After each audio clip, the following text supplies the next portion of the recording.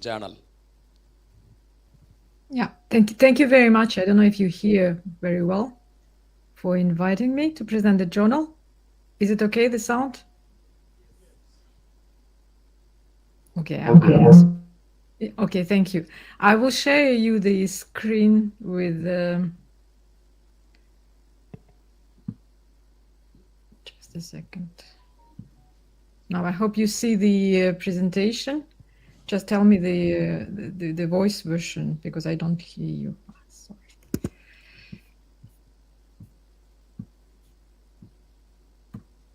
Okay, so I'm very glad to present today the European Management Journal. So I'm editor-in-chief, Maral Muradbekova from ECP Business School in Paris, and I have a co-editor, Adina Dudau, from Adam Smith Business School in Glasgow, and we have a very great managing editor, Joanna Duncan. What do we have and what do we publish in this journal? It's a very general journal. So we have topics of business strategy, business ethics, entrepreneurship, international business, organization studies, and behavior HR. So we have two new topics as well. We have AI and the future of work and HRM, and public management as well. These are like topics that appeared very, very recently. So what do we have in terms of statistics? Because it's very important for you as the scholars who publish in the journals to understand what's happening internally. So as it was said, the impact factor is very high now and it's raising, and we are now expecting the new figure in the end of June, and we'll hope it will be even higher. The review speed is quite fast. Of course, there are some exceptions, but in general, the desk reject is under 1 week. These are the figures of the last year, but this year it's even faster. The first decision is under 14 weeks and the final decision in 23 weeks. So we have a lot of submissions as the journal is rising, the impact is rising, the attraction rate, it's very attractive for scholars. So we have more than 1,100 submissions per year. And unfortunately, as there are quite a lot of papers that are premature, our rejection rate is quite high. So it's 94% and the acceptance rate is only 6%. But I will explain you later what's happening. I thought it would be interesting for you to see some figures in terms of the authorship of the journal. It's quite global. So we have these statistics are based on corresponding authors, as you see, but we all know that when we write the papers, many of us do the international collaborations. So what you see, it's normally should be even bigger in terms of the authorships in the world. So mostly European authors, some from Americas. Unfortunately, there are not yet the papers from African continent or some other, but the readership is truly global. You see these downloads from Science Direct in the last 5 calendar years, so, which is quite interesting. So we have a very international editorial team. So we have 140 editors and editorial board members in 31 countries and region. And from India, we have only 2, but we are looking for, and maybe we are not maybe we're going to expand it, this figure as well. So the review process, just going back, what do we have in journal? We have only 6 issues per year. That's why the rejection rate is also very high, because we can't publish everything that we would like to. So from these 6 issues per year, 1 is a special issue, the full special issue, and the management focus is the shorter version of a special issue. It's also devoted to 1 topic. Papers are screened by me and by my co-editor, so 70% are desk rejected at the moment. 30% of the papers are assigned to associate editors, who then send these papers to reviewers in a blind view, of course. So usually we have around 2 rounds of reviews, rarely, very rarely 3. And we are very proud to say that we focus very much on developmental feedback for authors. It's very important for us. So the first reply is very fast and the final publication is under a year. And of course, there are some exceptions due to some personal reasons of associate editors or the reviewers who are not responding, but this is like again, exceptions, but on the average, it's quite fast. So what we are publishing, papers that are on many topics within the broad domain of business and management that make a substantial contribution to knowledge. What's problematic, I just give you an example. I've received very recently a paper from India, which was interesting, but it was focused on the type of management in one particular region in India, which is per se is very, very interesting. But what we are looking for is something generalizable and interesting to many disciplines. So what does it mean? It means that this paper would be out of scope for our journal. For example, if you have a very particular, I don't know, practices, informal practices or HR practices, organizational practices in a particular organization in India, it could be due to Indian culture, for example. It could be very interesting for International Journal of Human Resource Management, for example, or International Business Review. Fang Li is going to speak later, so maybe she will explain it. But what we are looking for is for something generalizable and also accessible and interesting to non-specialists.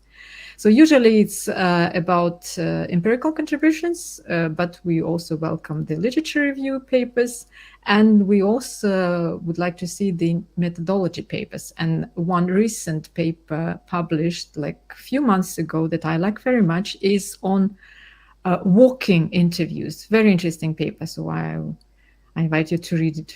So it's a methodological paper explaining how it can be different and what are the advantages of walking interviews instead of, traditional sitting interviews.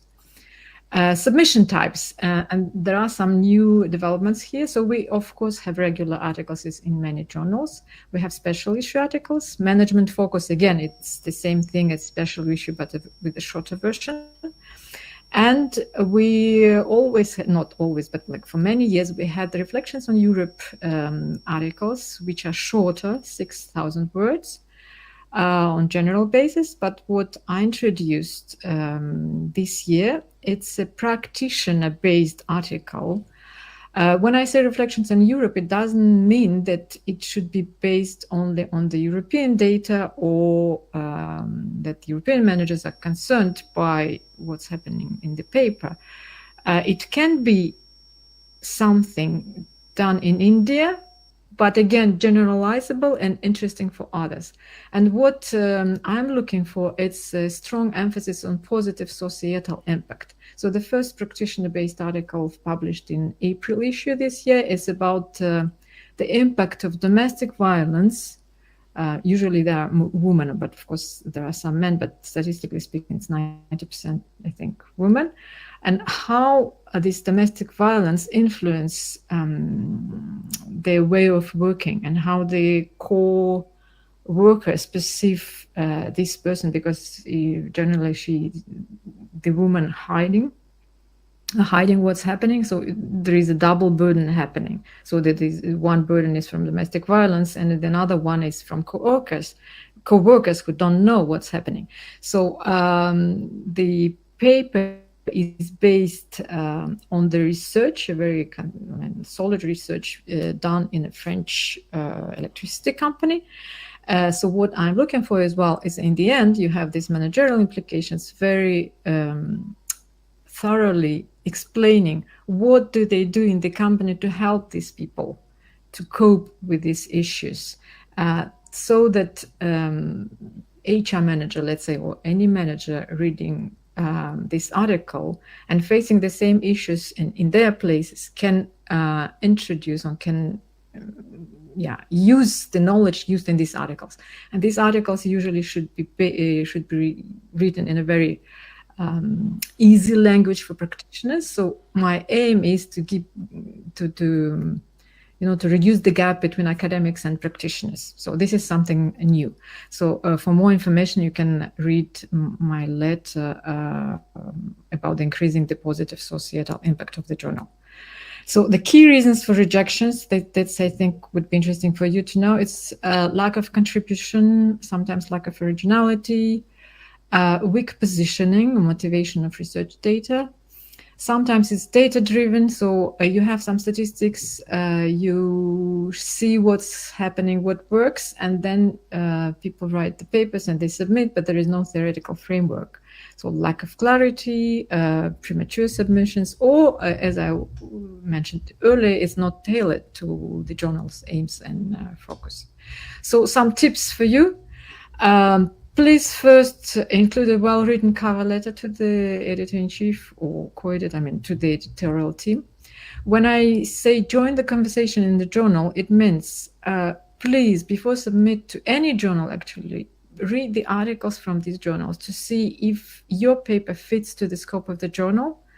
If you're able to cite the papers from this journal, it also shows that you are joining the conversation in the journal. It's something, and it's not something that we completely irrelevant. In the introduction, please tell the reader what the paper is about, why it's important, what gaps are you covering, and how are you going to research it. And have at least one clear research problem and questions, because some papers are coming even without clearly stating what are the research questions of the paper. Then use your literature review to set up your theoretical contribution. And if you're lucky, or it's not lucky, people work hard to submit the papers. If the paper is in the reviewing process, when the reviewers are sending you some suggestions, please respond to them. You have to engage with them, and you don't necessarily have to comply with all that they say. You may not be agree with this, but in this case, just explain it, justify why you are not doing this. And then you have to just respect the red line of the paper in general. Now I have a bit of advertisement if you are interested in. So submission deadline next year in a year, so you have time to write these papers. Special issues about irresponsible use of technologies and the future of work. We have also practically imagining a just world within planetary boundaries. This is in 2 years, and in 3 years it will be about social entrepreneurship. The title will be improved, of course. We have also management focus. Again, this is the shorter version of the special issue. We have managing the invisible, the challenges of religious expression in the workplace. It is a very interesting management focus. I like it very much. The submission deadline is passed. But if by chance you have a ready paper, you have a paper that you are able to submit it even now, we can accept it, not accept it as a paper, but accept it for the reviewing process, even if the submission deadline was May 30. And in 1 year, another management focus is coming, is unraveling top managers. Who are they and do they really matter? And I think I will stop there because I passed my 10 minutes. You have on the website different tips from the associate editors. We have different videos, which are very interesting. So don't hesitate, go to the website and see different tips of video, best practice videos from former editors-in-chief. You have webinar seminars about demystifying journal publishing. That's all. Thank you very much, and I'm stop sharing. Thank you, Professor Marel, for your inputs. And this is time for the audience to ask a couple of questions. We have more than 120 or something like that. I can see 3-digit numbers, people attending online. And so that means more people online now than offline. So maybe we can let the forum open for questions to Dr. Marel.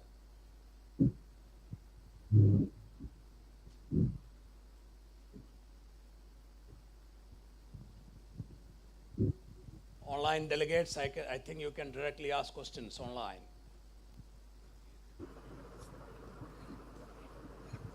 I see the message here from Stephen that they cannot see the slides. Have you seen the slides when I presented? No, ma'am, we couldn't see the slides. Why you didn't tell me then? What I can do, I can send to the organizers the slides, and then they can share with you. This is not a problem at all. Thank you, and Dr. Marel, madam, I have a question that when you assess a paper, review paper, what do you look into actually? Is it a theoretical contribution or the methodology part or the analysis methodology or analysis tools it is used in it? Yeah, I'm sorry to say, but we are looking for everything.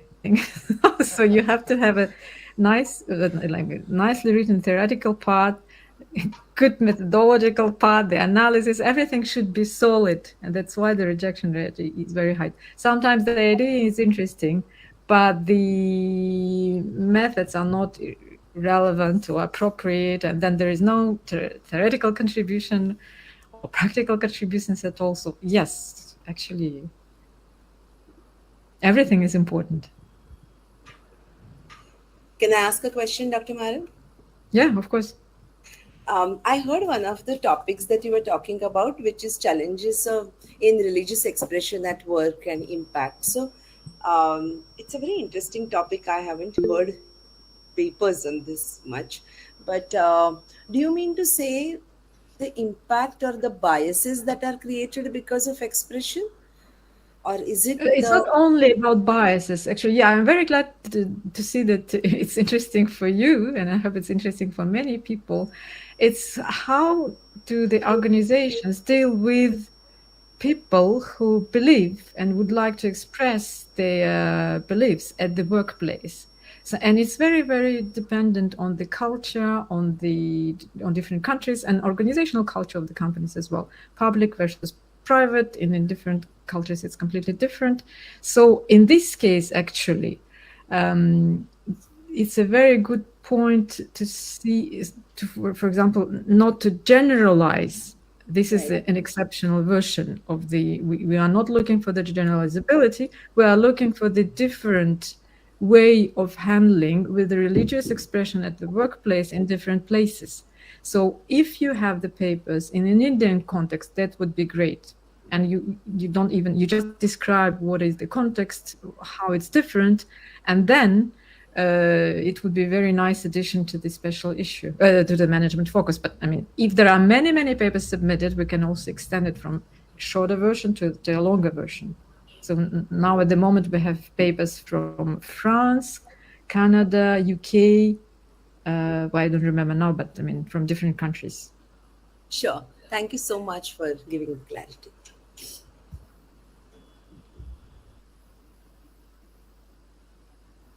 Any other question?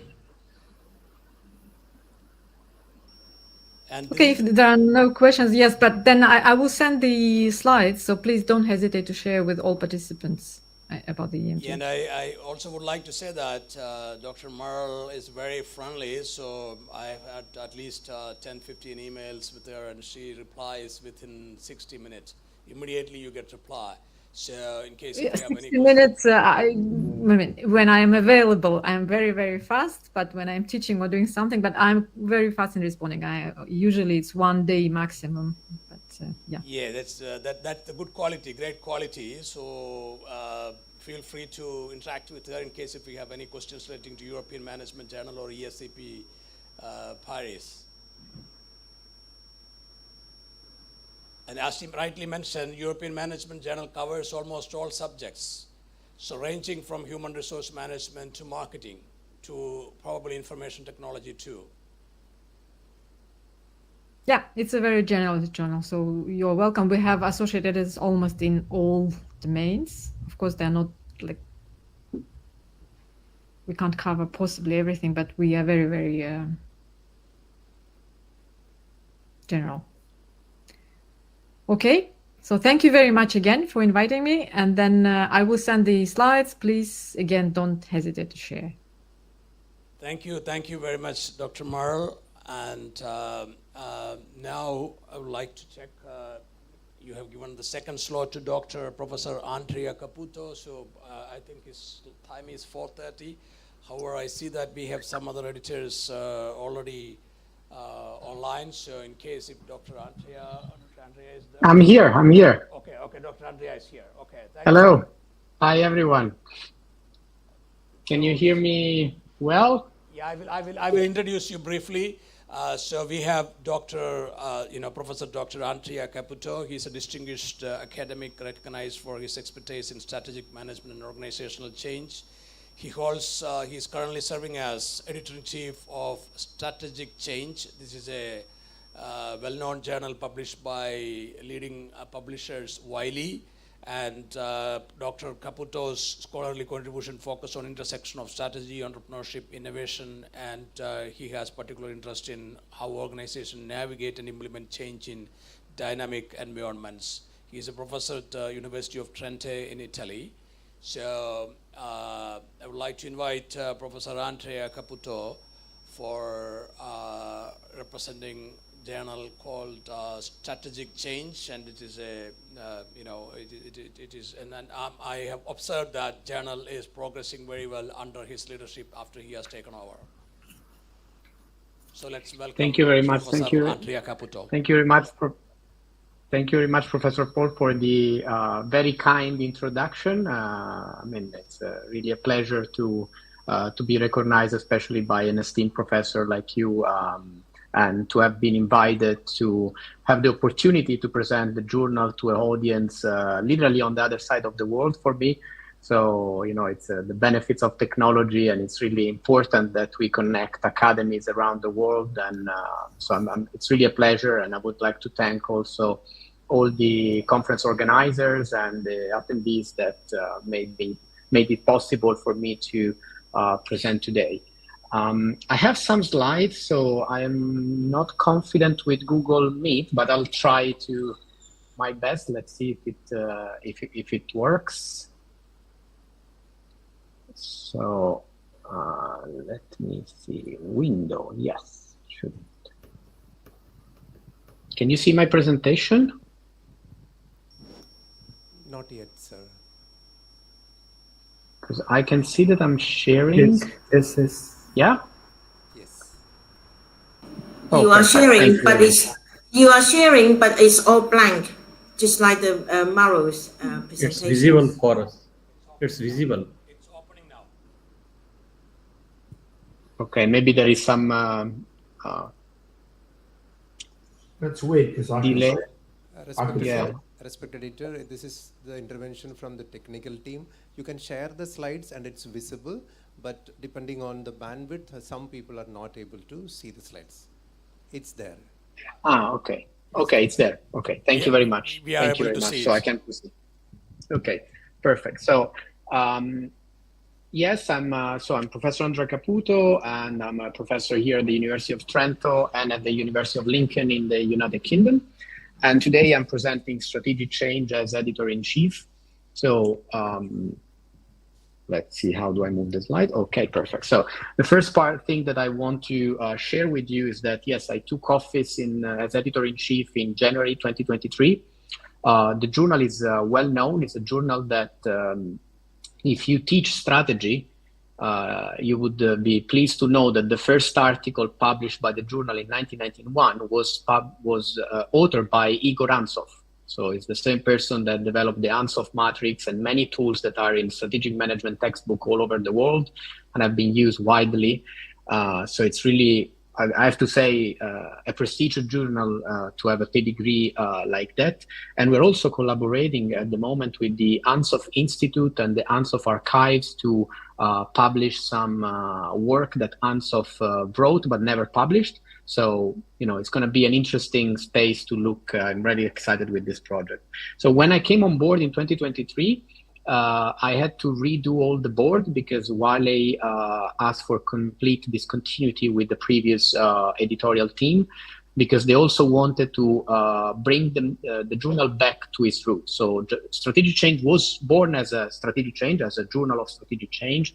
So a general management strategy journal. And then over the years, in the last 10 years, it changed toward entrepreneurial finance. So it also added briefings in entrepreneurial finance in its name, which we think, me and Wiley, was a mistake, because in reality, the journal never published only finance. So it was not a finance journal. So somehow it is a case of a strategic change that didn't go as expected. Let's say that you impose a name, but then in reality, the community didn't recognize it as a finance journal. So it kept going. So when I took office, I was asked to actually bring back the journal to its roots, and you can find my first editorial and only editorial that I wrote so far, which somehow outlines the new scope. So I'm very thankful, and I want to, recognize the name of our associate editors at least, and then we have an editorial board of 80 plus distinguished scholars who were all very excited to come to Strategic Change. So I'm really happy about the fact that the reputation of the journal as a community, and you can see some known names up there. We are a truly international journal, and for now I'm not recruiting for new associate editor at the moment because we are a small operation, but I will in the future, and potentially, I will. My intention is to recruit from Asia and South America to truly give an inclusive and global a breadth of the journal in terms of editors. As an overview, so we are we are a general management journal, but we would like to be a little bit distinctive. So it is still in the process. So as you can see, what the fit, when we evaluate the fit of your paper with the journal, what we are interested in are the studies that look at the management and organization of strategic changes. So we're not talking about only organizational changes, but they have to be changes of a strategic nature, which you will agree that means almost everything and nothing, of course. But the idea is that there will be an investigation of a topic that is useful for a strategic change. Another aspect is that we would like to strategic change to evolve and become somehow the home of microcentric research, because we think that there is a gap in the strategic management journals for microcentric research. So, nowadays, if you're studying the entrepreneurial characteristics or decision-making of managers, you don't have many journals to go to. So if you go to standard general management journals, you may have reviewers that are economists, or they look at it from an institutional perspective. So we would like strategic change to be somehow the home of this, of research that is more approached at the micro level. And we are very keen to have research that is both theoretical and practically relevant. And this I would like to stress because it differentiates us a little bit. Wiley informed me that the journal, we have many practice or managerial association and companies that subscribe to the journal. Some, association of consultants or project managers. So we need to also respect this audience. So we are not only an academic journal. We are the journal where academics write their papers to also have a practical impact on this readership. So it's not an easy task for us to evaluate the papers and for authors to write papers. So the way we are interpreting that is that we would like papers that start from a practical problem, they bring it back into the theory and analyze it rigorously, and then they provide recommendation for a solution also for practice. So it wouldn't be sufficient, for example, to have a paper that is highly theoretical and then you have a paragraph of practical implication. That's not what we are looking for. We're looking for something that has been built around practical impact. Another element that is important is that we publish short papers between 3,000 and 5,000 words text only. So everything else is excluded. So we're a very, let's say, a good journal to actually put out papers that may not have the theoretical, let's say, development required for academic management or European management journal that wants a little bit longer paper. And also the authors will have to be very concise in how they write, because again, we are also read by practitioners, so we cannot bombard them with the 45 pages paper that they will not read. Some statistics. So we just became Q1 in Chimago, which is a surprising accomplishment because it's I'm 1 year and a half. So I would say this is also thanks, of course, to the previous editor-chief. But I have to say this is really rewarding. We are also 2-star from many years in the ABS list, and you can see other indexes and statistics. And also, if you look on Shimago, what I look at is that we're not in our best years. We are on trajectory of growing citations.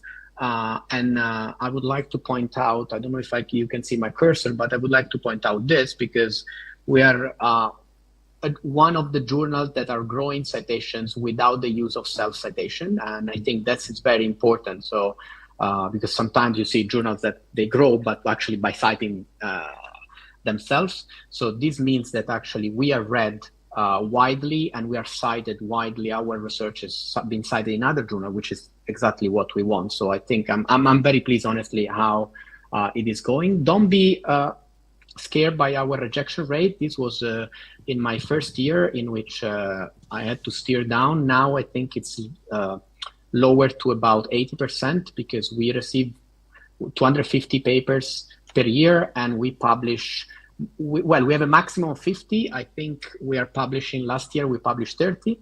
This year probably we are around 35. So I'm very pleased by Wiley. They don't push me to publish too many papers. So they are happy for us to select the best paper. So we don't have this issue. We do have several special issues that are in place. I put here some of them, but I would refer you to the website, especially because there are some deadlines that have been extended, and you can also appreciate the full call for papers. But here it's just to give you an overview of the topic that we look. We have, for example, a risk governance perspective or strategic resilience in small and medium enterprises. We look at technology also in tourism and hospitality fields, strategic adaptation in global environment, and again on technology. And then one that is a little bit my core, which is entrepreneurial decision making and behavior. This is a collaboration with the European Academy of Management, where we have a very successful track that receives more than 40 papers per year. So we are inviting also contributors from the track and also external, of course, contribution to that special issue. I don't know, I put some tips to publish in strategic change. And as you can see, there is also another journal, because I'm also editor-in-chief of Journal of Enterprising Communities, which I was not invited to present here, but I thought to put it there in case you would like to drop an email. The processes are pretty much the same in both journals. I don't want to repeat what other editors have said, but I would say, my advice is when I do these talks, I'm actually attending a conference here in Trento today as well, in person, giving a similar talk, is please read the journal and prepare your publication. The first question I'm asked is, how can we limit the probability of getting rejected? And I say, well, you need to choose the right journal, because often we receive papers that do not make sense for us to be published. I'm sure the editors here in the room, they have same experiences. This week I rejected a paper that as a title had the word title, and as an abstract had the word abstract. And it was a paper on microbiology. Now, I have no idea what to do with a paper of microbiology. I can hardly read it and understand what it is. I don't know why it's been submitted there, but these happen quite often.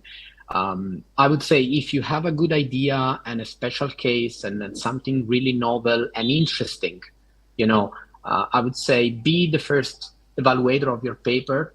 If you would read your paper with interest, you're already half the way through getting published, because if when I receive a paper, I look at it, I see if I'm interested to go beyond the introduction, and then I'm very confident to send it to associate editors. We have section editors, so every associate editors look after certain areas of expertise. We are also quite fast in the reviews, because one of my first tasks was migrating to another system. So we lost the database of reviewers, so we have to rebuild all the reviewer database, which was hard at the beginning, but now as a result, we have a very committed community. When I can see that we don't have horror stories like 10 invitations to find 2 reviewers. We normally get 2-3 reviewers quite quickly, and also board members are very committed. So this is something good. Something that I ask everyone that is in the journal is to be respectful and ethical and developmental. I tell associate editors and reviewers, we are not judges. We are not here to judge on your work. We need to respect authors, and authors need to respect us. So if you submit a paper, make sure it's proofread, make sure it's well written, it's understandable, it's relevant. So respect the time that we volunteer mostly. So we're not paid. Respect the time of the people that read, and at the same time, you will be respected. So I really demand from reviewers and editors that they write in a language that is inclusive, that it's kind, that we work with the authors. I can tell you that I desk reject a lot. I only send to associate editors what I think can be published. And there are very few desk rejection from associate editors, mostly when I receive something that I'm not knowledgeable. So our idea is that if we send a paper to review, we want to publish that paper. So then it will be up to the authors and the reviewers to collaborate in order to make it the best paper possible. So because at the end of the day, we are in the market for papers in the same way as authors are in the market for publication. So we compete among journals. I want the best papers, and we try to differentiate a little bit ourselves from other journals to try. Given that we have small numbers, we can still have the human touch. So I can reply to emails because I don't receive thousands of papers. So as long as this is the size, I think it's manageable to have this culture in the journal. So hopefully, if you submit, it will be a decent experience, even if you get rejected. I pride myself and ourselves that I have a little statistic that I'm compiling. 40% of the people that get rejected, they send us an email to thank us for the way they got rejected. And I think that's a sign that, at least the experience was pleasant and it was useful for them, even if it's unpleasant to be rejected. So it's something that we would like to do. And with this, I conclude. Thank you very much for listening to me, and I hope that there will be a couple of papers at least that will be interesting for the journal, because of course, our time is scarce, so I'm very happy to give this talk because I want papers, the best possible. Thank you very much.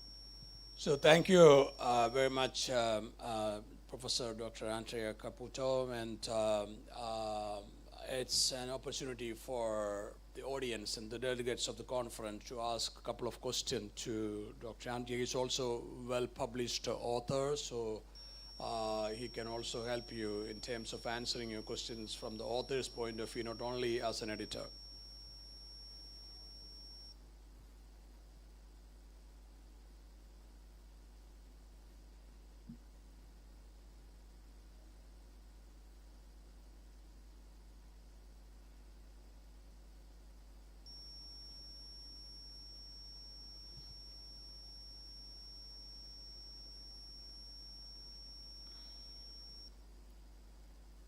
Audience, any questions? In case if you do not have questions, we have very important editors waiting for their turn, and their time is valuable. So in case if you do not have any question, I will straight away go ahead with inviting the next editor, and then we can have questions towards the end of the session. That would be another better diplomatic strategy. Yeah. So can you hear me? So thank you very much. I will have to disconnect at some point. I apologize, but I will have to disconnect in a while because, as I was saying, I'm attending a conference here in my department as well. So I will stay as long as I can, but at some point, if you don't see me anymore, I apologize. So thank you very much. Yeah. Thank you, Dr. Caputo. And any quick question to Dr. Caputo? One or two quick questions. Otherwise, I'm going to invite next editor.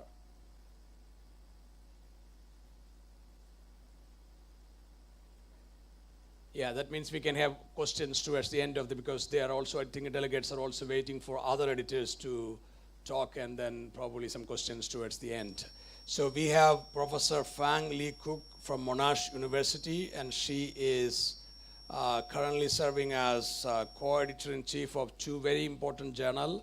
One is Human Resource Management. This is a top-star journal, A-star in Australian ABDC list, and 5-star in UK, and Q1 journal on Scopus and Web of Science. And Professor Fang Lee Cook is also one of the most cited authors, and she is so kind and she is very down-to-earth, professor of Monash University, professor of Human Resource Management as well as International Business, and currently heading two important journals. So it is a great opportunity for all the delegates to listen from and to learn some useful inputs and ideas from Professor Fang Lee Cook. And she is, very well known, and she is an active and very energetic and knowledgeable and competent professor. You might see her in different conferences around the world, and I would like to welcome her on behalf of this conference committee. Thank you. Thank you so much, Professor Justin Paul. Maybe it will be a bit difficult for me to share the screen for everybody to see the slides. So I was asking Dr. Binon to share the screen for me. I don't know whether he has been able to do that.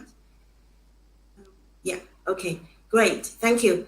Thank you so much for inviting me to give a brief introduction of the two journals. So I will introduce IBR first. So IBR, I think I'm not able to see the slide very well myself. So IBR, International Business Review, has been going on for over 30 years. And we have two co-editor-in-chief, that is Roger Strange and myself. Could we turn to the next slide, please? Okay, so I think it's, can we turn to the next slide? Someone? No. It's my slide. Yes, ma'am. Yes. The second slide is there. It's there. Well, I couldn't see it, so that's the problem. I can only see the first slide. So I think there is a bit of problem for synchronization here. So Dr. Bynon, I will just, sorry, I will ask you to put on the slide, and I'll just keep talking on referring to the slide number. So second slide is that shows you the editorial team. Here we have a number of senior editors and covering different topic areas and also region as well. We do have an Indian scholar who will be joining us as a senior editor from beginning of next year, who was based in Sussex University until this year and returned to India. Then we also have the founding editor, of course, is Professor Pavesh Gowri. And we have a number of consulting editors to provide strategic guidance, including the very famous Peter Buckley, professor, and also other professors such as Jeremy Clegg and Professor Lo Yadong Law from the US, etc. Slide 3, please, Dr. Bynon. So then the aims and scope, I want to very briefly highlight that we do receive a lot of submissions, over 1,000 submissions a year. Almost half of them are, or at least 40% of them are not relevant, out of scope for the journal, because our journal is an international business journal, not international journal of business. So therefore, many papers, when they submitted, the topic is not really IB focused. By IB, we mean that we look at multinational companies, their strategy, their internationalization, cross-border management, and we also look at cross-cultural management or cross-country comparative studies. So those are the kind of international related kind of business and management topics, not studies of any single country without any reference of multinational or cross-cultural country comparison. Slide 4, please. Sorry, was someone talking, raising a question?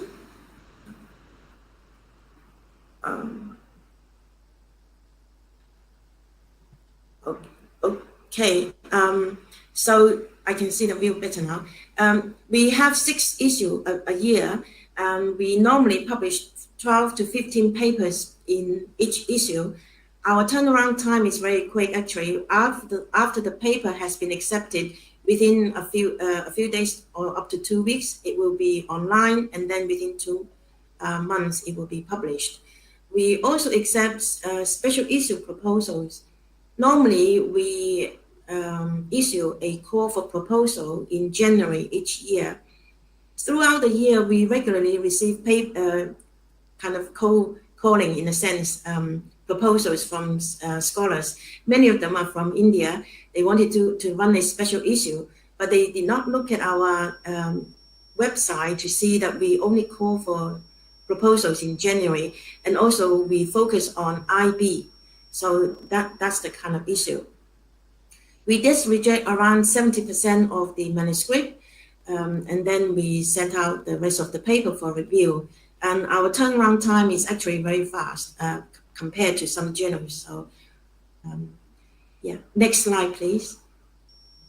So you can see that IBR is actually about number 3 in terms of the IB field as journal, academic journal. So the first one, of course, is JIPS. They have a stronger citation impact factor and size score. And the next down the line is Journal of World Business. And IBR is normally considered to be number 3 in the IB field. Next slide, please. And IBR actually ranked quite well in terms of its ranking in different countries' list. For example, the ABDC list is the Australia Business Deans Council list is ranked A. The ABS UK list is ranked 3, and then also there are other countries ranked the journal around A. So it's not bad. Yeah. Next slide, please.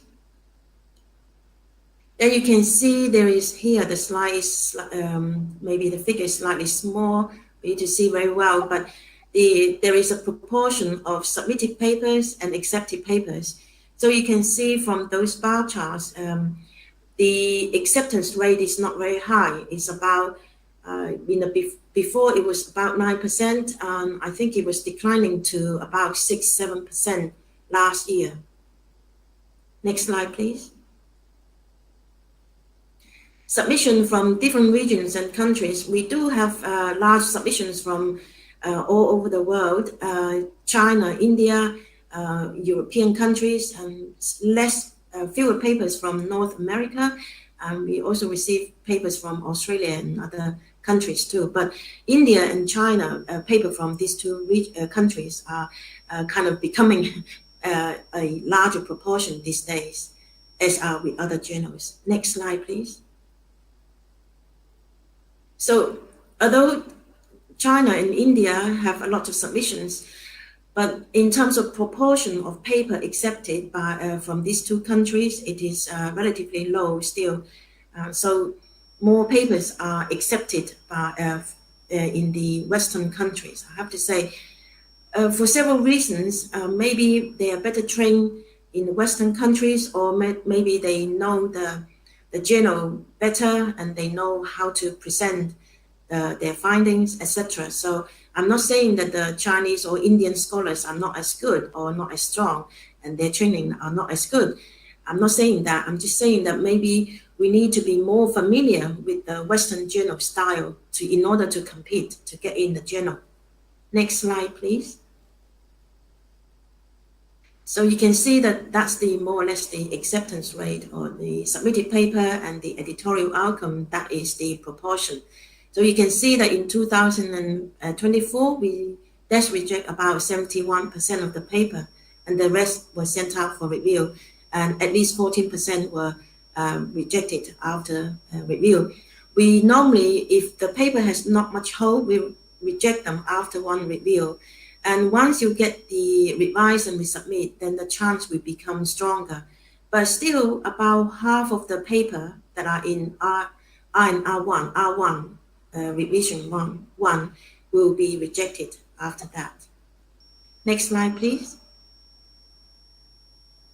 So those, what I mentioned above is about IBR as the IB journal. Next, I would like to introduce human resource management. Did someone want to raise a question first, or do you want me to continue to introduce HRM? Okay, nobody wants to ask a question, so I will continue to introduce HRM. So human resource, sorry, Someone is raising hand to ask a question. I see. Yeah. Nainan Chanti. Okay.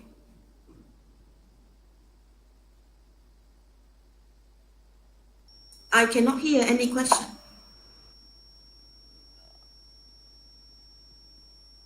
Nainan Chanti, do you have a question? You raise your hand. I'm sorry for that. Sorry, it was a mistake. Okay. Okay, no problem. So I'll carry on. And in any case, if you have question, you can type it in the chat box, right? Yeah. So human resource management is one of the top journal in the human resource management field, and some will consider it to be the top. It is a Financial Times 50, FT50 journal. So because like in India, many universities in India, they will rate very highly the UT Dallas list and also the FT50. So they are very keen to submit papers and publish in HRM. The same like in China, FT50 is considered to be very good. So they aim to submit to HRM. So next slide, please. Co-editor-in-chief at the moment is Howard Klein and myself. We started our role 2.5 years ago. So it's a 3-year term in the initial instance. Yeah. And next slide, please. Next slide, please. Oh, yeah, okay, thank you. So in addition to Howard and myself, sorry, no, previous slide, please.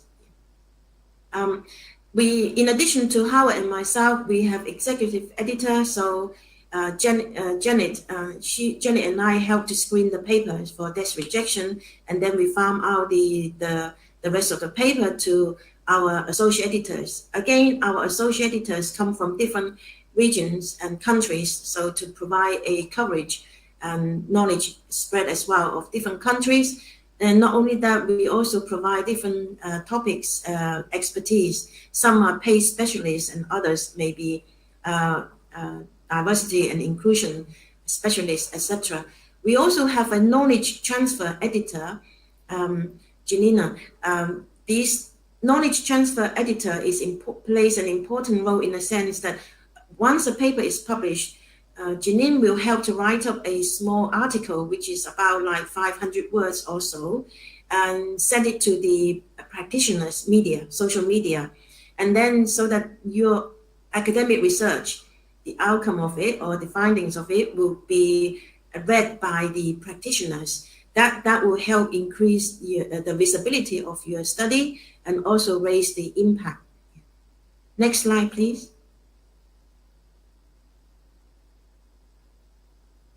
Vision and scope, we aim to be a kind of premium academic journal, but also have practical significance and relevance. We accept a psychology paper, sociological paper, etc. However, we receive a lot of submissions that are mainly OB oriented. It's not HRM related at all. All the references cited were from the OB Organizational Behavior Journal or Generic Management Journal. That they, in the model or the construct and the conceptual framework, etc., there is no HR practices involved at all. So those papers we normally reject because they are pure OB papers. Some people will say, OB and HRM should be the same. It is related, but HRM kind of pride itself to focus more on the HR matters, and to have relevance to the HRM practice field as well. So if you have an OB paper, try to connect it with HRM, but it doesn't mean that you can only do it at the end as HR implications. It has to have some components of HR practices in it.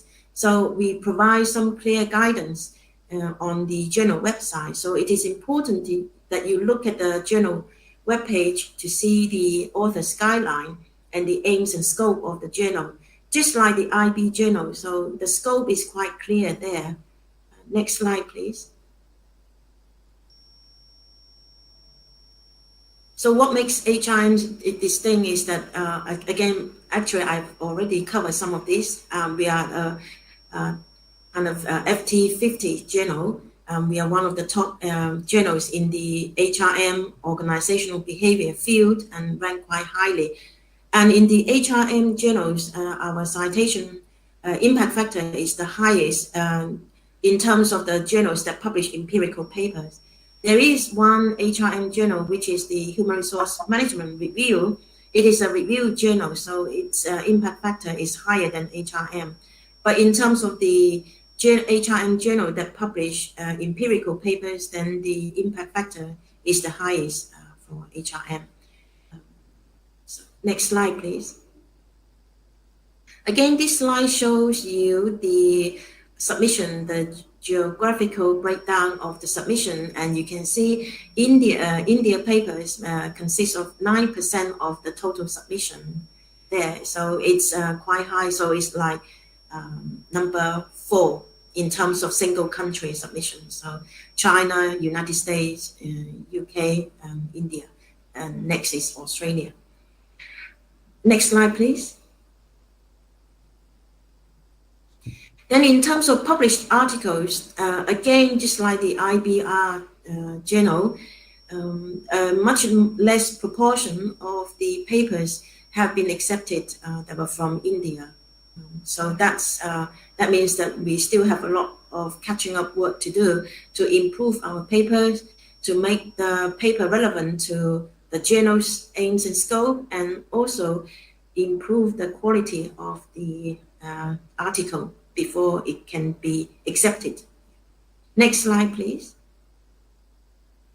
So the usage trend is that the journal is being used globally quite widely. So that means that once your paper is accepted and published, it's likely to be very widely read and cited. In fact, some of the most best cited papers in this journal are from authors from China and India and other countries as well. So once you get in, there is a very strong chance for your paper to be very well liked and very well cited. Next slide, please. And we have a number of special issues. So each year we call for special issues proposal submission around January, February time, and then we will make a decision before April, and then we will select normally about 4 special issue proposals to go forward for the special issue for the next year. So currently we have some already in progress and some are being called for, and these are just finished, kind of deadline just finished, and we recently accepted 4 more proposals for next year. So please look at our website and all the information is there. The topic we look for are very contemporary, very societally relevant, and also we want to extend the frontier of HRM research. So therefore there is theoretical rigor and scholarship kind of strength, but also the societal relevance. For example, we look at neurodiversity, not just kind of physical disability, but also the mental ill health and neurodiversity. We also have gender equality or social inclusion topics. We will also have pay and total reward topics, etc. So, and quiet quitting this year, and so and we also have special issue on healthcare or social care. So quite a lot of different topics that are really highly relevant to the world, to society, and to individuals as well. Next slide, please. So that's all I would like to introduce about the two journals. Any questions so far?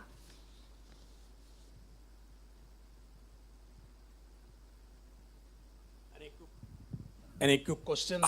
Otherwise, we have other editors waiting for, and we can have questions towards the end in case if editors remain online. However, in case if we have any important question, very quickly to Professor Fang Lee Cook.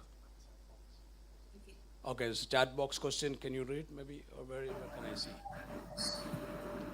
I'm not able to see any questions. Yeah, I can see.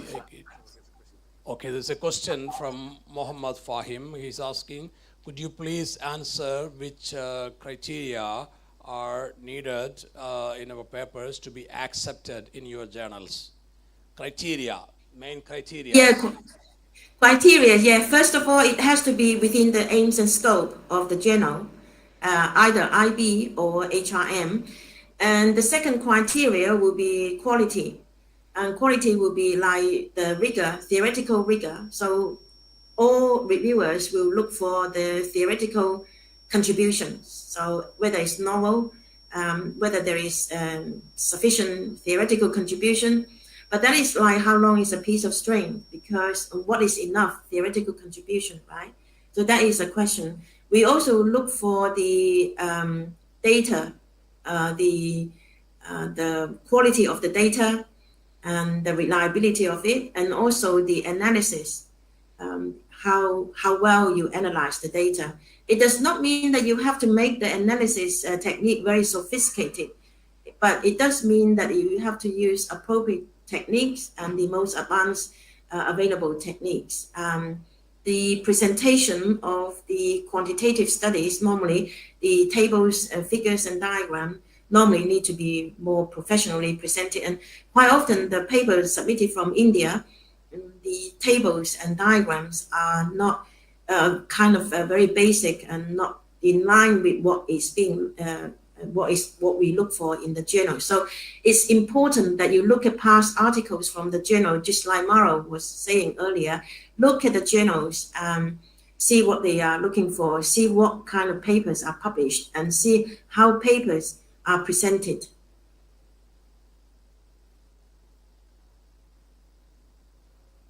Thank you.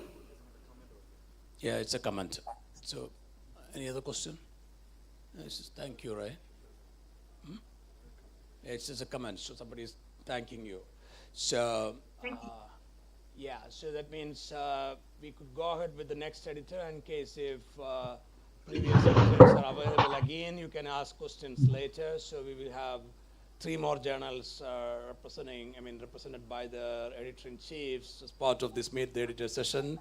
And next we have Journal of Consumer Behavior. It's an A-grade journal in the Australian ABDC list. Australian ABDC list is very popular in India.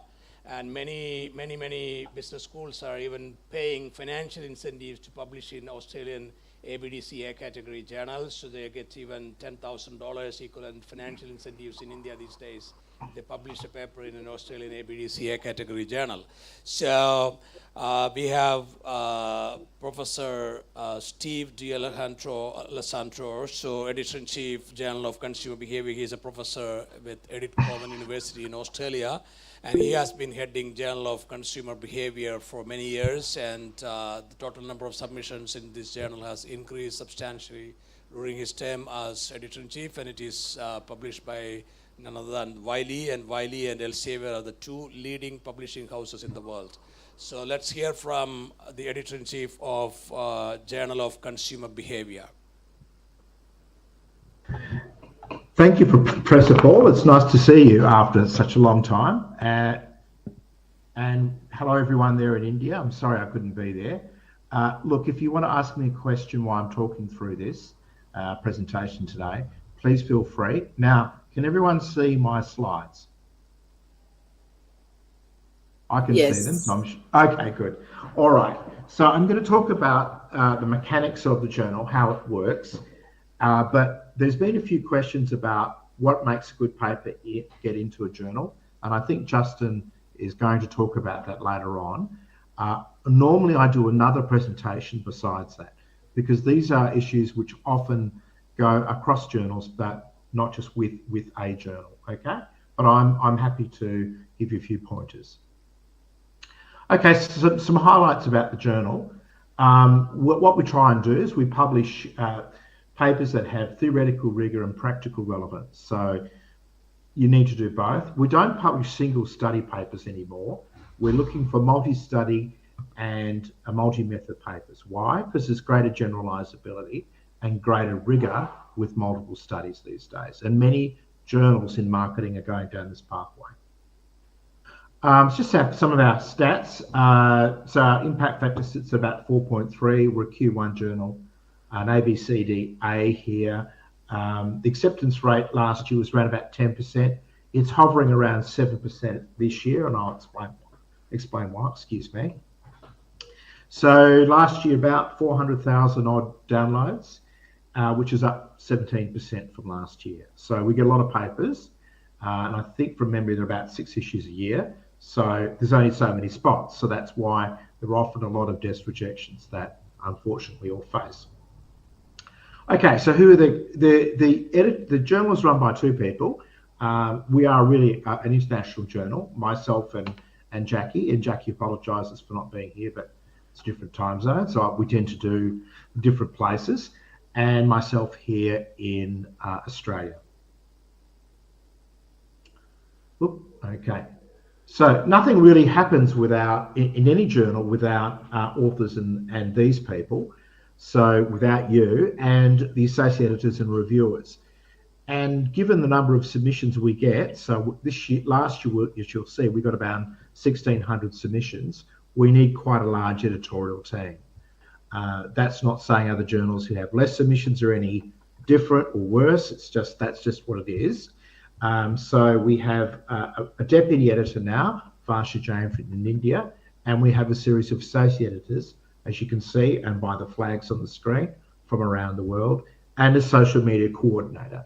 So one way of finding out about this journal and many journals is to have a look at what we have in social media, to go to conferences like this and ask questions of editors. Plus, we've got 4 new associate editors starting this year. And as you can see, they're also from around the world, and they're quite eminent scholars. Associate Professor Park, Abhishek Bell from Keele University, Associate Professor Hujin Sin from Kensal State, and Professor Wen Mark Lim from Somewhere University in Malaysia. Our editorial review board is quite long too, and I obviously won't go through and read all this for you, but really I just put these names up to show you that really journals can't really work without reviewers and without authors. And so if you really want your paper to be reviewed quickly, the solution is be a reviewer, okay? It's a really important part of your career, and you learn about how the process works. What are the criteria? I saw that a bit earlier in the chat. So these are all around the world, people that we get, and the editorial review board is where we get our associate editors from. The ad hoc reviewers join the editorial review board, and so on. Okay, so many journals have this structure. Okay, so these are just some stats, but I think this will just show you. So I took over at about 2015. You can see then we had about 456 submissions a year, and the acceptance rate was about 9%. The acceptance rate has been somewhat the same, but you'll notice now it's nearly 1,600 papers we're getting a year.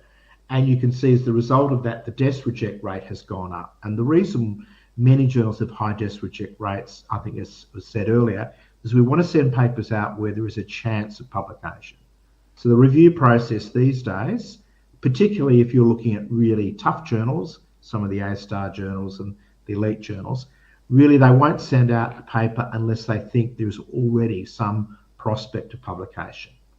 So if you get a desk rejection, don't be too disheartened. It's very common these days, given the high number of papers we're receiving.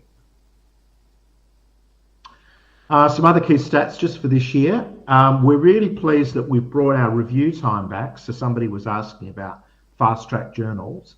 Last year it was sitting at about 73 days. We thought that was far too long. So we recruit actively for reviewers and good associate editors. So we've now got it down to 48 days. So many top journals or very well-run journals have a target around 40, in case you're wondering. Now that's really quick, by the way. You saw, I think in one of the other slides, that one of the journals had it 110 days. Now, the biggest reason for delays is simply people not reviewing, okay? Just this year, our submissions are up 736, and they're up 53% from the last time last year. And so are the downloads. Our current year citations are shown there. Our site score, which has just been released, is up, and our acceptance rate currently is 7.3%. Now, over here, you've got the reviewer engagement, just to let you know that we have reviewers from around the world. So there's really no bias or Western journal approach or anything like that here, given the nature of the associate editors that you've seen and the nature of reviewers that you've seen as well. Okay. So who publishes in the Journal of Consumer Behaviour? Well, increasingly it's you people in India, and which I think is a good thing, right? So India is is the fastest growing economy in the world, most populous country in the world. I think one day it'll be one of the biggest economies in the world. And so the map on the left just here just shows you typically where our papers are published from. The United States, in India, you can't really see the UK, Europe, Australia, but India is gaining in the number of papers that we're getting accepted, which I think, as I said earlier, is a good thing. The other thing to look at when you're looking at a journal is who cites the journal. So Clarivate, if you have access to Clarivate, or university has Clarivate, provides some useful information. So you can see with our journal, there is a degree of self-citation that occurs, but you can see that it's being cited by a number of other marketing journals, including Professor Paul's journal there. Okay, so that's something I should look at. Who cites that journal? Not just what's the impact factor, but what are the other journals citing? Is it cited by people in the field? Which we hope. Okay, so what is our three topics or methods? Well, I think as you've said, you heard earlier, clear, well-written papers are an essential contribution. If you want to improve your paper and you've got a bit of money, please try and get your paper copy edited. It's so important that your paper reads really well. And the contribution must fit the aims and scope of the journal. Read that carefully for every journal you go to. As I said earlier, we prefer multi-studies and or multi-method papers. We do publish review studies, but they've got to be making a substantial contribution to the field and theory and practice, not just be descriptive. Increasingly, we're looking for rigor, so well-described methods, where did you get your sample from, measurements and so on. Innovative advances in theory and that have practical relevance are also important. So a fantastic method these days, unfortunately, isn't enough to get your paper in a top journal, or even a journal like ours. There are a special list of journals that I can show you, but they're available on the JCB website. Also, you can follow us on Twitter, where I and Jackie and the other editors comment about what we're doing in this space, and you can seek some guidance. So I think that's some of the things you've really talked about, and again, we're happy to answer questions there. A little bit about AI. Really, we don't have a problem with AI. Many journals don't, but you should disclose it when you're using it. I think really the most useful thing I've seen with AI is another way of improving the quality of your writing. Grammarly is AI, by the way, but AI can help sharpen an abstract, come up with a better title, do a better job with your introduction. If you are using AI, according to Wiley, you must disclose that you were doing that. Okay, so it can't write the paper, but it can help you write the paper. So being original at the moment is still superior to using AI, at least for the time being. We're not replaced yet, I don't think, Justin. Okay, so that's it from me. Any questions before we move on? So thank you, Dr. Steve, Professor Steve, Hi, for Mohammed. this Yep. interaction. And it is almost Oh, late Justin. night in Australia, and he is showing his enthusiasm to be even at that time to be with us today.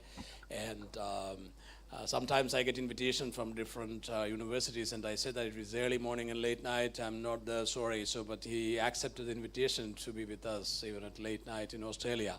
So that shows that he is very helpful, and in case if you have very quick questions, he will be happy to answer. Yeah. Yeah, please go ahead. Tony has a question. This is your opportunity. Yeah. Oh boy. Don't be shy. I'm not going to remember who you are when you submit a paper. Hi, Professor. Hi. Yeah, thank you for your presentation and insights. So my question is regarding your last slide. These days, Yep. AI is actually interrupting some of the research areas in the sense that most of the papers are supported by AI and the ChatGPT. So in this scenario, how will you ensure the integrity of the papers? Is there any technical support for you, or do you ask for any disclaimers? Yeah, That's a good question. There really isn't a foolproof way of detecting AI that I'm aware of. There's some claims being made. I think in the end, it really does boil down to your creativity and your, what's between the ears. The AI can help you, but I don't think it can substitute what a good researcher can do. I think there's going to be more issues about data transparency moving ahead. So I think what you should be doing is looking at the open science framework and having somewhere where you can store your data, so that, if we think that, or if anybody thinks that there's something unusual with your data, they can find the data. Retraction Watch are an interesting organisation, so they're looking at what's going on there. But no, at the moment there isn't that I'm aware of. But when in doubt, as an author, you should always disclose. Okay. And if you're still not sure, send a cover letter or an email to an editor saying, "Hey, I did this paper. Is this okay?" Right? You can do that before you submit a paper if you want to, without actually submitting the whole paper. But no, there isn't, unfortunately.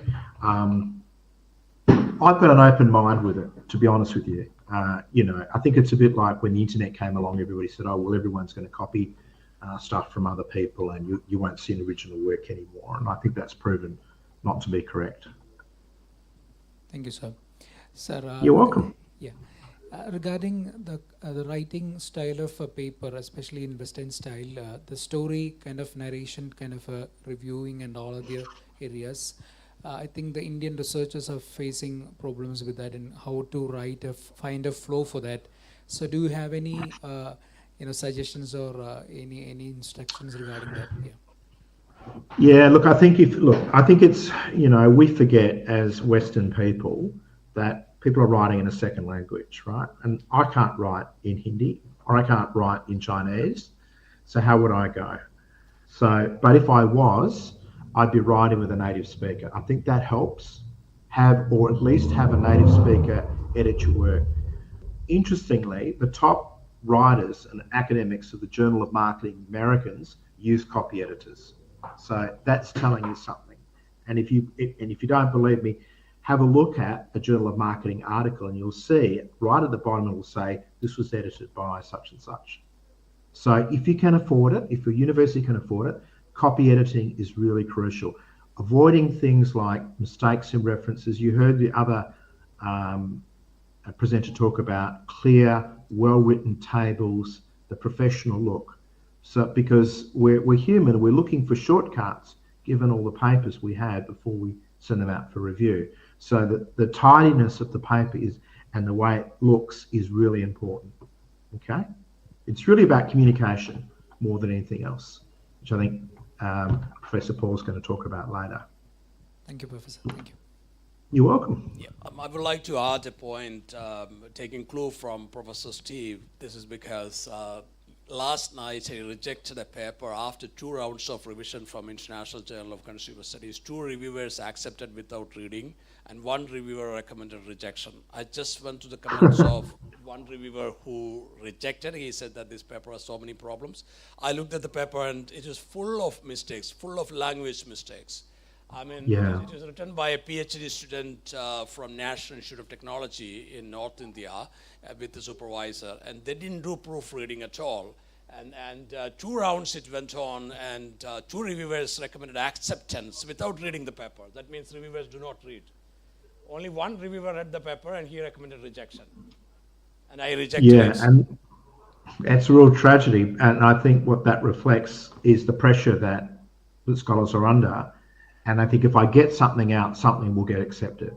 So it's better to have less things going out and have higher quality. So, you know, and the other thing to remember, and Professor Paul's made a very interesting point, the number of reviewers that is important for a paper to be accepted is 0. Reviewers don't make the decision, the editors do. The reviewers are just advisors. I've had papers where 3 reviewers have said no, and the associate editor has said, give it another chance, because the paper was reasonably well written, and we got it up, right? So it's really important that people don't just say, oh, well, 2 reviewers like it, it should get up. That's not the case, all right? So you've got to be very aware of that. European Journal of Marketing has another layer where even if you have the area editor say it's an accept, it then goes to the editor-in-chief who looks at it. So being aware of how journals work is really important. One way you can do that is reviewing. So, that's a tragedy. Yeah, one more quick question to Steve. So someone has asked a question, what type of review papers you or your journal will accept in your journal? Okay, so we are getting a lot of systematic literature reviews, and there is an art to doing them. And the biggest problem we're finding with systematic literature reviews is they're very descriptive. There were so many citations, there were so many methods, there were so many authors in so many countries, and that's it. So you've really got to say, okay, where is the gap in the field? The reason you do a systematic review came from medicine, right? Is to say, this is what the field's done, this is what the field's lacking, and this is what the field should do in the future, right? Now, if you haven't done those 3 things, it's not a review. I mean, I can go away and count the number of citations in a journal, so what? So, and there are some very good examples that people can look at and some references that people should look at. So I guess my other advice is to look at a paper that has been published in that journal. So if I was to do a systematic literature review for the International Journal of Consumer Studies, I would download a paper that's been accepted there, and I would see what they're looking for. Okay? So it's really important you engage with the journal.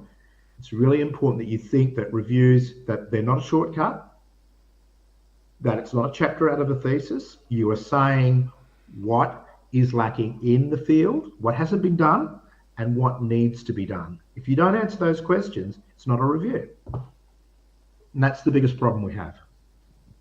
People get carried away with the software and they have these beautiful co-citation maps that don't tell me anything. It's sad. There's a lot of work that's gone into those papers. Thank you, Steve. And we have Professor Slavek Magala from Journal of Organizational Change Management. He is editor-in-chief of Journal of Organizational Change Management. And this is a journal published from Europe. And Professor Magala is a very well-known scholar. And he has been a professor with Erasmus University Rotterdam in Netherlands for many decades, and he is a very senior and distinguished academic, very well reputed professor, known for his work in organizational change and management, and he also is known for organizational transformation, and his expertise include interplay between culture, communication, and organizational development. And I would like to invite Professor Magala. He is from Poland, but he has been professor with Dutch, well-known school in Netherlands, Erasmus University, and he's very kind and always respond to your emails and very kind. And Professor Magala, your turn. Thank you very much. I will start with two small statements, and then I will tell you what I'll do instead of overwhelming you with more statistics showing that Emerald's Journal of Organizational Change Management is on its way to become the most holy place to publish your papers. First of all, just before I started this session, I got an email from Emerald, which is the publisher of our journal, and they told me that our Scopus site score in 2022 was 3.9, but in 2023 it jumped up to 5.8. Now, of course, I don't know what happens in 2024 because I know it usually a few months after the next year, but it's probably okay. Second, all we're talking about is still a kind of a very strange system, which still survives, but I think it will be abandoned in about 2 to 5 years, which is the blind peer review, which means that you write a paper, you send it to me, I tear off the front page so that nobody knows who is the author, and then I send it to, or at least the robots send it to 2 reviewers who are blind as to the author, but they are not blind, of course, as to the text which they are reviewing. Now, consider this. Maybe we are giving too much power to anonymous reviewers and editors who make use of their services, and we can very quickly and unjustly reject too many papers. Our rejection rate is also very high. We have about 700 something submissions per year, and we publish about 60 now, maybe slightly less per year. So you see immediately what is the percentage difference. But imagine that everybody can publish everything everywhere, that the universe, the cosmos is full of newly created planets and stars of our papers. And the reviews only come afterwards, when the paper is already published. Now, it would be a totally different organization of scientific and scholarly communications, but who knows, maybe it happens. Now, to the useful part of my meeting with you. I thought, what is the most useful info that I can convey to you in about 15 minutes? And I have reminded myself that about 2 weeks ago, a young Turkish colleague of mine from German university asked me, well, how can I write a good review? And I've sent her some instructions, and that's what I will probably now try to tell you about those instructions, because that's what you will face when you send the paper, submit the paper to Journal of Organizational Change Management. The first sort of public performance of your paper is on the desk or on the screen of the reviewer. So I told her, read the text first. Obviously, it's better to know the text before writing the review than the other way around. Second, look at the points which you should pay attention to, and note on which points the paper has something to say. Now, fill the review and send it. And what are the points that I was asking her to pay attention to? I will tell you quickly one list, which is used in JOCM, but then I will tell you another possibility from another periodical so that you have some kind of a comparison. So first one, originality. Does the paper contain new and significant information which is adequate enough to justify the publication? If, for instance, somebody tells me that if I'm tired, if the organization is tired and it goes to sleep, then I would probably agree that this is a right opinion, but it probably would not merit attention of a publication. Second, after I have decided, you or another reviewer, that the paper does merit attention because it does have something to say which is interesting enough, Then you go to the relationship to literature. Now, relationship to literature sounds a little bit awkward. Why would everybody have to bring on his back? You know, you look at my back, there are many books on the shelves. Why does everybody bring those shelves into the paper? Well, not all of them, but what we are interested is whether the paper demonstrates an adequate understanding of the relevant literature in the field. And here I do agree that reviewers can differ from the point of view of what they considered relevant for the field.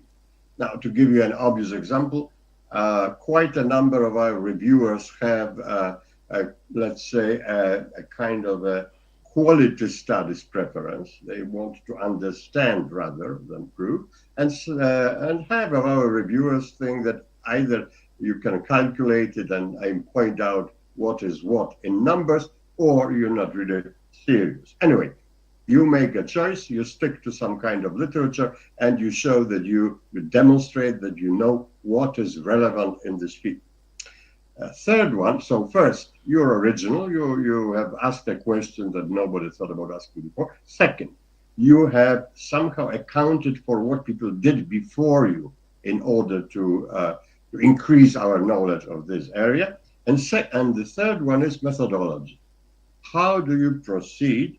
Is your argument built on an attribute based on a theory? Is the theoretical framework you have chosen to be the grid on which you reason good enough, or maybe it is irrelevant? If somebody offers me, for instance, a psychoanalysis to explain the investment cycle in a big company, I will probably be slightly suspicious that it does not really fit very well. Anyway, has the research or equivalent intellectual work on which this paper is based been well designed? Now, here we have some, of course, also questions of a certain intuitive feeling of the reviewer, but mostly we grasp immediately whether somebody is using methodology or just adding sentences one to another. Number 4, so originality, relationship to literature, methodology, and then the 4th, results.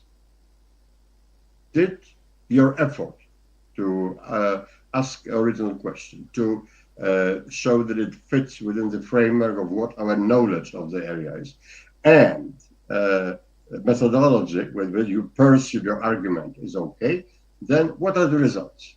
Do we know something more, something valuable, something that matters? And are the results presented clearly?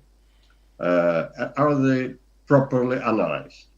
Do the conclusions fit with the other elements of the paper? And then, when you have this, so you have more or less your review ready, the most basically arbitrary and difficult part comes, and I frankly admit that that's the part on which, if I review, which I sometimes do, although not very often, I usually do it only if I have one reviewer saying accept without any changes, and another says reject without any changes. Now, then of course I have to read it. Anyway, the next point is implications. Implications for research, for practice, and for society at large. Does the paper identify such implications, consequences, results of increasing knowledge with what you are proposing here? Does the paper bridge the gap between theory and practice? Maybe it does. How can we use the results of this study in teaching, in research, in practical things, in industry maybe, I don't know, in contributing to the body of knowledge as well, of course. If we all of a sudden know what black holes are doing in the vicinity of this or that, of course we know more. And are the implications, which we now talk about, consistent with what you're saying in the paper? Now, and when we have originality, relationship to literature, methodology, results, and implications, we go to number 6, which is the last point, quality of communication. And here you usually face a difficult problem, because sometimes quite an interesting idea is closed in a rather clumsy language. And then, of course, the solution is easy. You advise taking some copy editor or whatever. But the quality of communication is not only language, not only if your commas and full stops are in position, not only if your let's say, linguistic or even stylistic side is okay. It is also whether you clearly express your case. Can you, in spite of sometimes you have to use some technical knowledge and abbreviations, can you still express your ideas clearly enough so that the reader is not annoyed having every fourth or fifth page coming back to the front page to see, oh, what this particular acronym or abbreviation stands for. Now, if that is okay, then you have the following possibilities in case of the Journal of Organizational Change Management. A recommendation may be either accept, then when I get it, then it's obvious. The reviewer thinks that the paper has been born perfect enough to be published. Minor revision, it will be published, but some things have to be somehow changed. Major revision, meaning that there is something basically wrong with either an argument or a sequence of reasoning or whatever. So major revision, and finally reject. And when you have done that, and that's what happens to your papers, the reviewer writes down two comments. One is the confidential comment to the editor-in-chief, in which the reviewer is free to say what he or she thinks about the paper, and another is comments to the author. The comments to the author are meant to express, to justify why the reviewer made the decision accept, minor revision, major revision, or reject, and to show him ways of improvement. I have seen some comments to the author which were, don't even try doing it, you cannot do it, but that's very rare. Usually it is some or more or less qualified advice. Now, that was what we are doing in JOCM. Now, I have seen also slightly simpler, slightly differently phrased, but similar forms in other journals. For instance, in one of them, you have as the first point, does the paper fit the profile of the journal? Now, that I don't include it. We don't include it in JOCM because I think it's almost self-evident. But it isn't, of course. So maybe it is worthwhile to see because it is a convenient venue for us to say, oh, we don't even want to consider, we'll just reject. Second, is the title compatible with the paper? Now, you'll be astonished it's not always the case. Third, is it original? So it's a repetition of the same criteria we have here. Is the justification, evidence, and so on okay? Is the logic of the reasoning okay? Is it stylistically and linguistically all right? And if not, can it be quickly corrected? And can we do it ourselves, or shall we ask the author to do it? So that's what we are doing in JOCM, and that's what will happen to you when you send us your paper. I don't think much more to say about that, apart from the fact that sometimes indeed it takes time to find the reviewers who are taking, basically because reviewing is the unpaid, ungrateful job. Well, to a certain extent, grateful, but not that much. And it's always a problem if you have really original paper, whether we find someone who wants to read it. And nowadays, for instance, there's a fashion for artificial intelligence. So if you want to be sure that we find quick reviewers, please attach some kind of a robot or artificial intelligence or ChatGPT into your title, and you'll be immediately reviewed. Well, maybe not always. Okay, that's what I have to say. Do you have any questions? Thank you, Professor Magala. So one quick question, and after that, I need 5 minutes to talk about our journal, International Journal of Consumer Studies, and then we can have some questions to all the editors. Yeah. Okay. Any quick question now?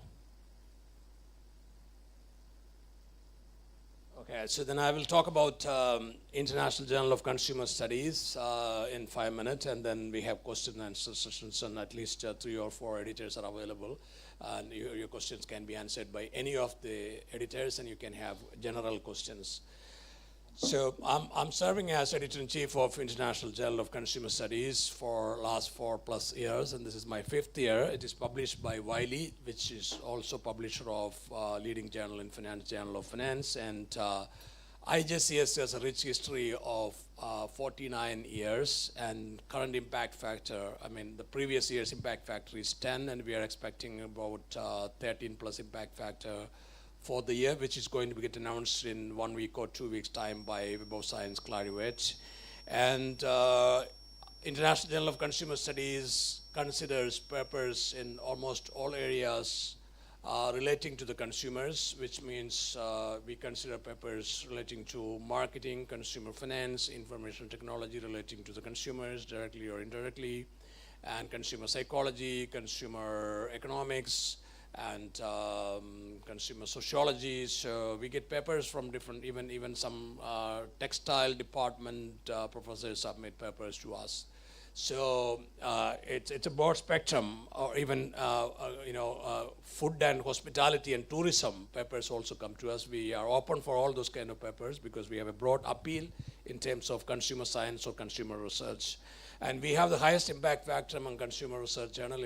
We have, our impact factor is higher than FT50 journals, including a Journal of Consumer Research and Journal of, we are ahead of those JCR and JCP in terms of impact factor. And IJCS has 31 associate editors coming from different countries, different reputed universities. We have 2 associate editors from Australia, 1 from New Zealand, 4 from US, 4 from UK, 1 from France, and 1 from Spain. And we have Q1 status on Web of Science and Scopus. Q1 on Web of Science is a criteria in several countries, including Spain, Turkey, Arabic countries. Some universities in India and China also use Q1 status, and we are hopeful that UK ABS will revise and include IJCS at a higher level.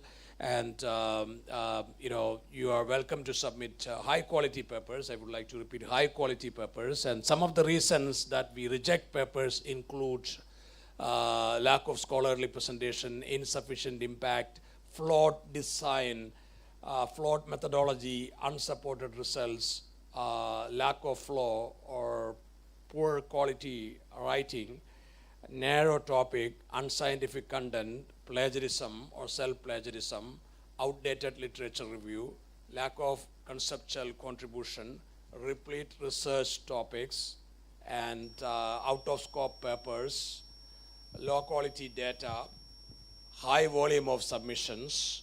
We have 2,500 submissions a year, and we accept about 130 to 140 papers a year.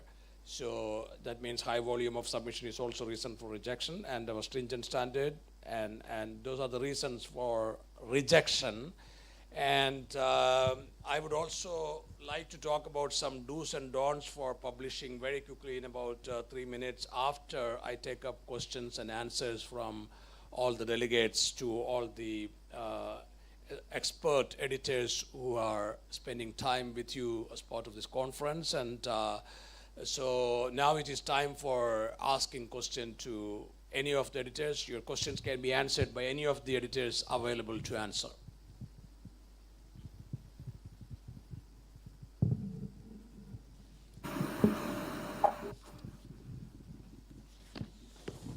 Respected editors, I was the person who was contacting you, Dr. Binoy Thomas. I have just completed my PhD from VIT Vellore, that is in the South India. I would like also, after PhD, I used to write papers. I have a question to you that in the PhD research, I did 5 Scopus indexed publication I did. It was highly related to my PhD thesis itself. Now I am in a confusion that whether should I continue to have the research in that same area or same area itself, or should I search for new areas, different areas? Whether should I check into? So I have seen both group of professors. Some professors, from the very beginning of their career, they continue to have the research in the same area itself. Some other professors, they used to write in multiple field, in the marketing in itself or HR itself, different field they used to write. What will be your suggestions or directions to me for that as a beginner of the research after PhD?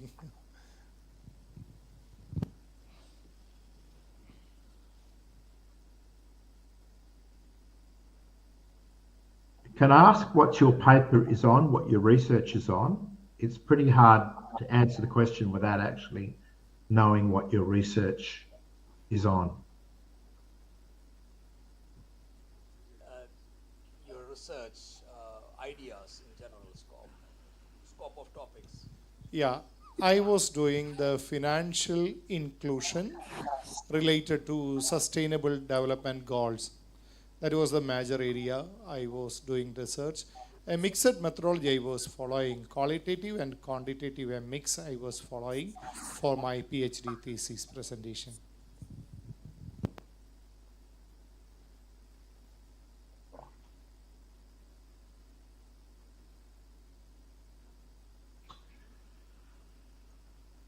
All right. Sorry, I thought nobody was going to answer. Stephen, do you want to answer first? You answer first. I answer. Okay. So sustainable development goals, SDG, is very popular at the moment, and also it's very important topic. So that theme, that line of inquiry is going to go on for some time. So there is some potential for continuing on that line. However, you need to go beyond the PhD topics and maybe not gone too far, but just living on the HRM topics is not sufficient. You need to continue to develop and maybe continue to develop diverse a little bit sometimes if that's the natural path that takes you. But afterwards, you may always come back to where what your original topic is, broadly speaking. For example, my PhD study in the late 1990s was on technological change and maintenance skills of the workforce. And so after that, for 10 years, 15 years, I didn't do anything on technological change. But now I find myself coming back to do a technological change because of the digital technology has taken another big kind of push in this field, in this area. So yeah, Stephen, back to you. Yeah, that's wise advice. So I guess the other thing is which area. So in that area of development goals and finance, I mean, that could be a finance credit issue. It could be a management issue. It could be a marketing issue. I think the other thing is to think about is where is the audience that you're trying to reach your work with. So often young researchers think, I just want to get something out in a good journal. Well, that's okay, but I wouldn't send something to a journal unless I knew it fitted the audience. So that's the other thing is, and it doesn't necessarily have to be the highest ranked journal. You want to get the story out. Are you telling the story to the audience? That's the first thing. In terms of your scholarship development, look at your PhD as good work, but it will never be your best work. Your best work is still to come because you will mature and develop as a scholar. And I hope you do. It's a really interesting approach. And this is something that early career research, when do I leave the comfort of what I really know into something else? So, but I still think it's worth persevering with what you're doing. There's a lot of interest, I know, from a lot of journals, but you've got to find the right home for it. And you've got to tell a story. Thank you.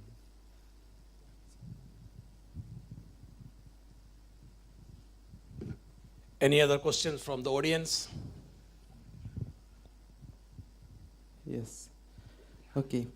Artificial intelligence is ever improving the quality.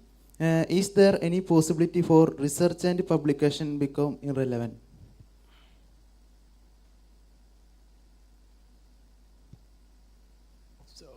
He says research and publication becomes irrelevant with the AI tools. Or is it Oh, going, what's AI using? is it going to be relevant? That's a question.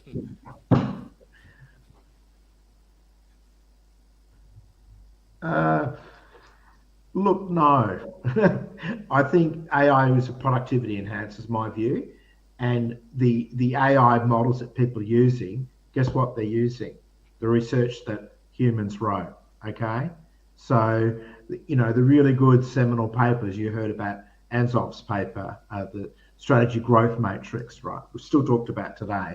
I doubt AI could come up with that. Now, AI could help you develop something in that area. There's some fantastic tools out there, but I don't see yet, but who knows, that will be replaced by AI. No, not yet. So I received a question from someone, and I think it's a chat box question. And this question is about, I send an article to the editor and journal to their email ID. I'm not getting any reply. How should I go about it? Well, we get lots of emails, so I wouldn't advise that. I think it's better if you go to a conference like this and meet the editors and you have some sort of connection. I think that's okay. But if you send them a whole paper and say, what do you think? Well, what are we going to do? We're only human. We don't have so much time. We're going to say, submit the paper. The only thing that I think is useful if you want to do that is just send an abstract and say, is this the kind of paper you might be, you know, and I'll give that a very quick look at generally. But you saw, in respect to what your colleague has said, you need to engage in these kinds of forums to talk to people directly. And so when you go to conferences, you want to go to conferences where there are meet the editor sessions. Then you can talk to them, right? It's much more effective than sending an email, you know, one of the 1,000 emails that we all get, than, you know, talking to someone face to face. So think about, it's really important in building relationships in this game. So that really helps you, okay?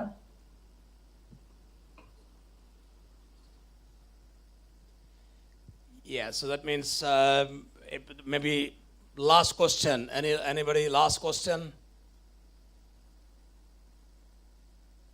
So that means I think we can try to wind up. So in general learnings, I can summarize some of the aspects of what we have learned. So I would like to summarize with this insights that we learned. Refine your paper many times before you submit and develop it like a diamond. Do proofread 3-4 times before you submit to avoid rejections, and follow a generalized approach with theoretical perspectives, and work on topics of contemporary importance instead of working on replete and redundant topics. Include recent references from your target journal to show that your paper is matching with the journal where you submit, and do original research with newness and novelty. And also think about you know, comprehensive manuscript rather than submitting a below average quality manuscript, and ensure that your manuscript has some generalized contribution. And manuscript is also need to be discussion section, conclusion section, introduction section. All those sections should have flow dimensions, which means that your paragraph should be flowing from one another, and ensure that if you have analytical content, you ensure high quality in your manuscript, in analysis and writing and everything. And you know, and whatever, I would also suggest that editors get so many emails. Don't send any irritating emails. So be patient. Sometimes some journals take time because it is not that easy to find reviewers. So be patient, and of course you can remind them if they are not giving you a decision in 3 months' time or 2.5 months' time, but wait for 2.5 months' time on an average. And yeah, so these are some generalized points that I have from you. And in case if these editors are kind enough, you still have time to, and you have a very important question that will be useful for more people, you can still ask them, and they can answer in case if you do not have a question now, so you can also shoot an email to the editor, but learn to write very brief and precise email rather than writing 2-paragraph or 3-page emails. Editors have no time to read your 3-page emails. So a very straightforward question they will be able to answer, I'm sure. And I would like to thank all the editors who came here today and spend their time with you, all the delegates of this conference. And once again, thank you, all the editors, especially Steve, Fang Cook, and Professor Magala, Maral, and Andrea. Thank you very much. Bye.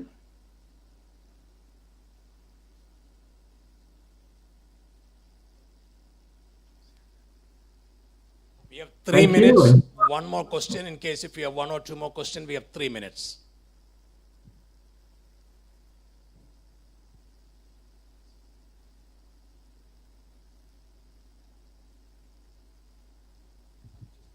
We have a question from Afghanistan. Hello to everyone. I have a question. I want from editors to bring something from your experience and knowledge for the new research scholars as me, that how we can be a successful researcher in future. Thank you so much.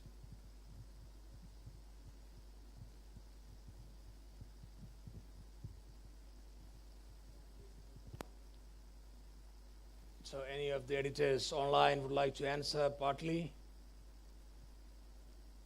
The question is how to be a successful researcher.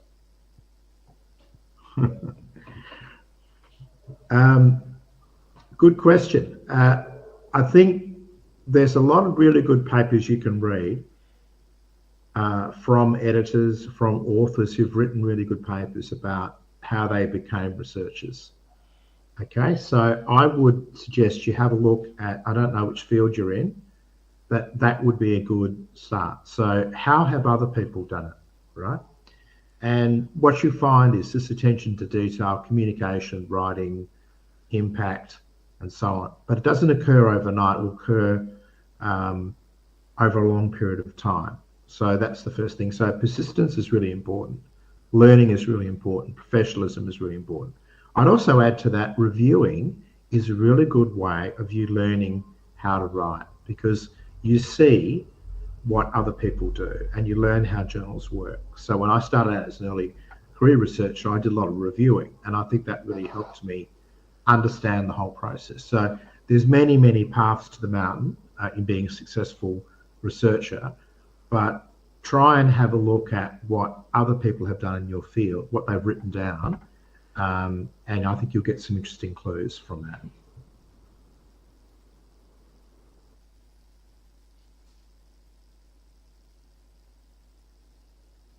Thank you very much. And I would like to suggest that to work hard with dedication and determination, and try to consider learning as a continuous process and research as a journey, so that you can succeed.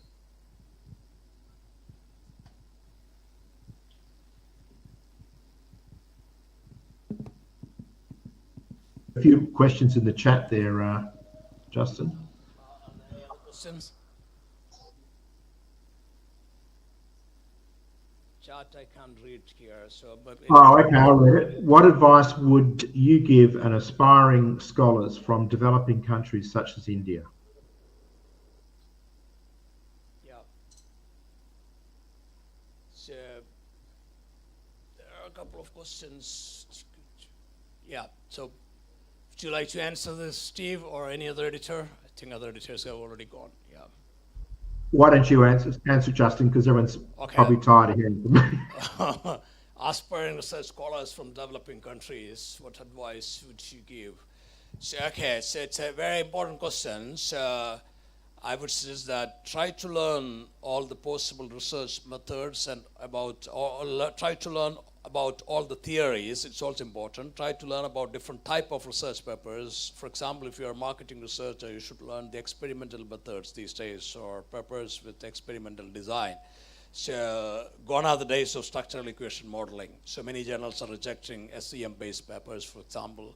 So try to learn new methods, new theories, new models, and try to work on topics with newness and novelty. That will help you, because many journals are interested in your research papers developed on topics with newness and novelty. That's important. Newness, I would like to repeat. Research papers on topics with newness and novelty. Thank you. Dr. Hena, thank you, has raised her hand. Thank you, Dr. Justin and Professor Stevens. Okay, I have a small question that, I am trying to build upon or expand one theory. And generally, when we are going for a quantitative validation of a theory building, and taking independent variable and dependent variable through same questionnaire, using same instrument, it always, editors have the query that it can lead to CMB, that is common method bias. So I am this time experimenting with the method which is suggested by Poskov, that is temporal separation of the data. That means what I have done is I have created a panel where the independent variable were taken in a phase 1. Then a cooling off period was given for, approximately 1 month. And then the second phase of mediating variable and dependent variable was taken. So is it, enough to make sure that my results are reliable, or something additional can be done? To control the CMP, I'm trying this so that the findings which are derived are more valid, because I'm trying to extend the TCT theory by incorporating perceived security and trust for making it more usable for fintech technologies. I think this is a very specific question relating to your research, which cannot be answered by an editor just by listening for a minute. So you would have to send your paper with your question to somebody who has more free time, so that and they can look at that and they can specifically answer. So now our time is over. It's already 5 minutes past 6 p.m.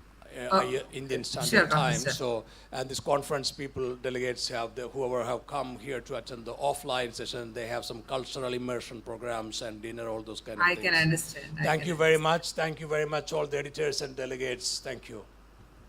Thank you. On behalf of the coordination of the ICMRS Conference 2024, I would like to thank all the editors-in-chief, Professor Marel, Professor Caputo, Professor Fang Li, Professor Steve, Professor Magala. All you were kind enough to join this session. So thank you. Thanks from my core of my heart. And also the chair of the session, our friend and esteemed professor, Dr. Justin Paul, was so kind to travel all the way from Mumbai to Kerala on this day. I believe today evening itself he will fly back to his university to take care some responsibilities related to Pro Vice Chancellor. So on behalf of Sahrdaya Institute of Management Studies, I thank our respected co-chair of the conference and chair of the editors-in-chief the session, meet the editors-in-chief session. Thank you. Thanks a lot to Justin sir and all the other editors-in-chief. Thank you. We end up the session here.